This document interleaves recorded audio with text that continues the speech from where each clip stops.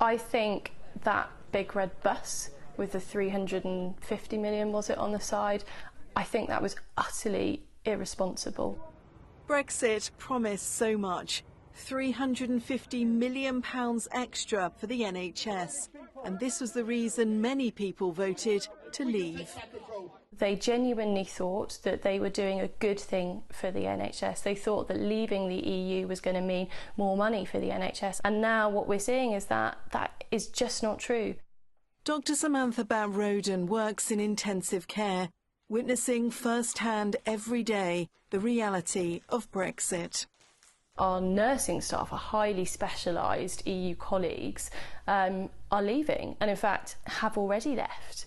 And this means if you're a patient and you become critically unwell, there may be a physical bed for you, the machines are all there for you, but there's no nurse to look after you, and that means we cannot admit you to the intensive care unit and you do not get the care that you need.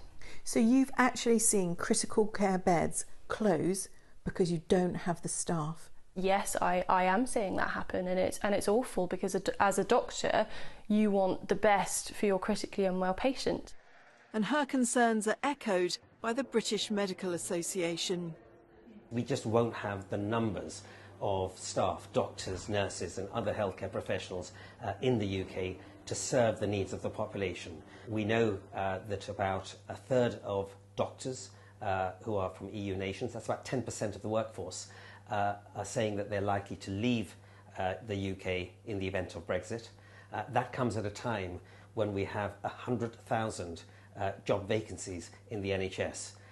We have an NHS that can ill afford to lose a single doctor, let alone several thousand. The clinicians that we spoke to fear an NHS which is already struggling is going to find things even tougher after Brexit. And as a mother of a child with cerebral palsy, Sammy's concerns are not just for her patients, but also her son.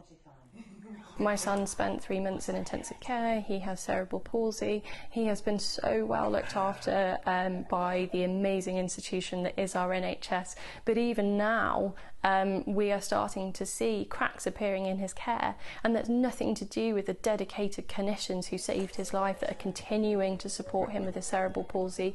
It's just that we do not have enough doctors. We do not have enough paediatricians, physios, nurses.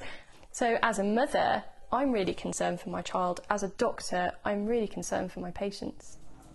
Even the NHS Confederation, whose role it is to analyse and try and minimise the impact of Brexit, fear this transition is not going to be without pain.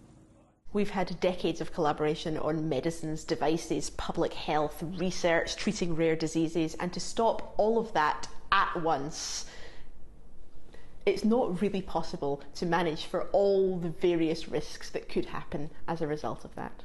There's a bit of an air of panic. We don't know what sort of deal we're going to get, if any, and therefore people are having to prepare for multiple scenarios, many of which are going to be detrimental for the NHS. I mean, just last week, Matt Hancock, the Health Secretary, said that he could never guarantee that there wasn't going to be an impact on the NHS, and this is from the same person that's stockpiling body bags.